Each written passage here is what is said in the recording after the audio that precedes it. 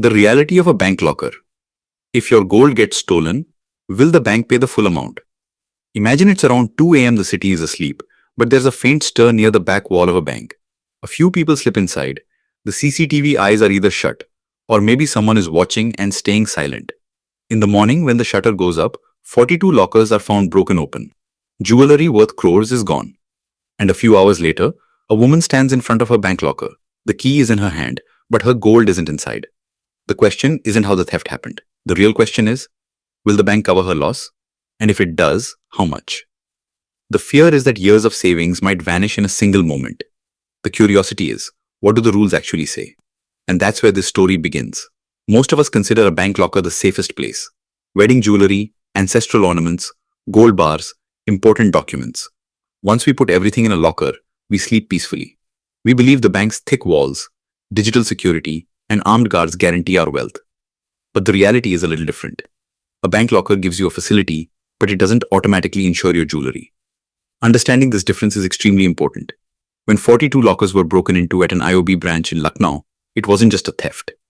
It was a wake-up call. According to media reports, many customers had received only 10 to 25% of their loss back, even up to January 2nd, 2026. In another incident, at a PNB branch, a former manager was accused of breaking a customer's locker in their absence and making jewelry worth 48 lakh disappear. These incidents are not isolated. RBI reports have stated that out of total bank thefts, around 20 to 40% of cases are directly linked to lockers. Now the most important question. If your gold is stolen from a bank locker, will the bank pay you the full amount? The answer is yes, but with a big condition. The bank's responsibility arises only when the loss happened because of the bank's negligence or fraud. If the bank had weak security, the CCTV wasn't working, proper access control wasn't there, or an employee committed fraud, then the bank can be held responsible. But the compensation is not unlimited. In 2021, the RBI issued safe deposit locker guidelines, which came into effect from 2022. According to these guidelines, if a locker is damaged due to theft, robbery, fire, or a building collapse, and the bank's negligence is proven, then the bank has to compensate the customer up to 100 times the annual rent of the locker. Now understand this math clearly. If your locker's annual rent is 3,000, the bank will pay a maximum of 3 lakh, no matter whether the locker had jewelry worth 10 lakh, 20 lakh, or 50 lakh. That is the catch most people don't know. The bank doesn't know the value of your jewelry. Because when you take a locker, no inventory declaration is taken from you. The bank is only renting you space. This is a service, not insurance. So if a loss happens, the compensation limit is fixed. 100 times the annual rent. Now let's talk about natural calamities. If there's an earthquake, a flood, lightning, or storm damage to the building, will the bank be responsible?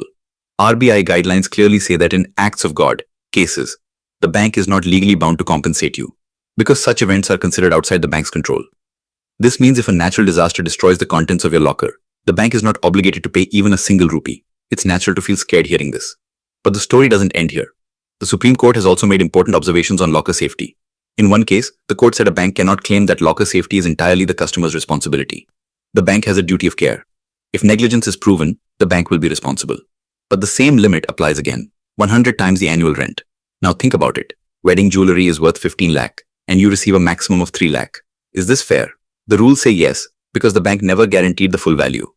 That's why, from a financial planning point of view, it's important that you don't treat a bank locker as the final safety net. So what should a customer do? The first and most important step is to take locker insurance. Today, many insurance companies offer bank locker insurance or jewelry insurance plans. These policies can cover theft, robbery, and even natural calamities. The premium is relatively low, and you can choose the sum insured according to your need. If your jewelry is worth 20 lakh, you can take coverage for that amount. This way, insurance protection works above the bank's compensation limit. The second step is proper documentation. Many people don't keep any written record of what is inside the locker. Keep photos of the jewelry, weight details, invoices, and a valuation certificate. Store them safely. During a claim, proof is necessary. If you don't have evidence, the compensation process can become even harder. The third step is to maintain a record of locker operation. Every time you open the locker, make sure you enter it in the bank register. Operate the locker only in the CCTV covered area. And ensure the locker is properly closed. If you notice any unusual activity, immediately give the bank a written complaint. RBI guidelines have also fixed several responsibilities for banks. Banks must maintain a dual control system where locker access happens through 2 keys, one customer key and one bank master key. CCTV surveillance is mandatory. There should be strict protocols to stop unauthorized access to the locker room. Banks also have to conduct periodic audits. If a bank doesn't follow these protocols and an incident occurs, negligence can be established. But the practical reality is that proving negligence in every case is not easy. Many times, investigations take long. Insurance claims also take time. That's why a preventive approach is wiser. In India, gold is not just an investment. It is emotional wealth too. According to the World Gold Council, India is one of the largest gold consumers in the world. Indian households hold thousands of tons of gold. So the demand for locker facilities is natural. But along with demand, awareness is equally necessary. Another aspect is nominee and succession planning.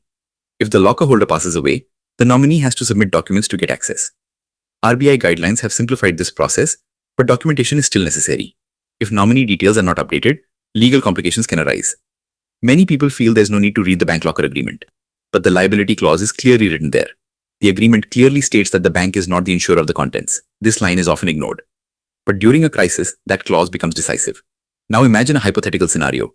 You kept jewelry worth 5 lakh in the locker. The annual rent is 2,000. One night, a theft happens. The investigation proves the CCTV was off and there was a security lapse. The bank will pay you a maximum of 2 lakh, 100 times of 2,000. What about the remaining 3 lakh? If you have insurance, the insurance company can pay the balance. If you don't have insurance, the loss is yours. That's why financial advisors say that keeping high-value jewelry in an uninsured locker is a risk. Diversification isn't only for an investment portfolio. It's needed in a security strategy too. Keep some in a locker, some in an insured safe, and keep complete documentation. This story is not to scare you. It's to make you aware. A bank locker is still a relatively safe option. But notice the word relatively. Absolute safety does not exist anywhere. Risk management is the real protection. Today, technology is changing fast. Smart vaults, biometric access, digital audit trails. Banks are upgrading security. But the risk of human error and internal fraud does not disappear completely. So, vigilance is necessary. In the end, the same question we started with.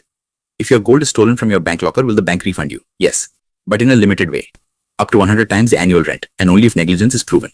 In natural calamities, there is no guarantee. So the smartest step is take insurance, keep documentation, and increase awareness. If our video has taught you something new, do not forget to like and share this video so that this information can reach others as well. Your likes and shares are a source of inspiration for us. If you have any questions or suggestions, please let us know in the comments. It will be our honor to answer your questions and listen to suggestions. And yes, if you like our content, subscribe to the channel and press the bell icon so that you stay connected with every new story. Thank you. GRT Business YouTube channel sources, news from various news agencies, opinion polls and other public sources.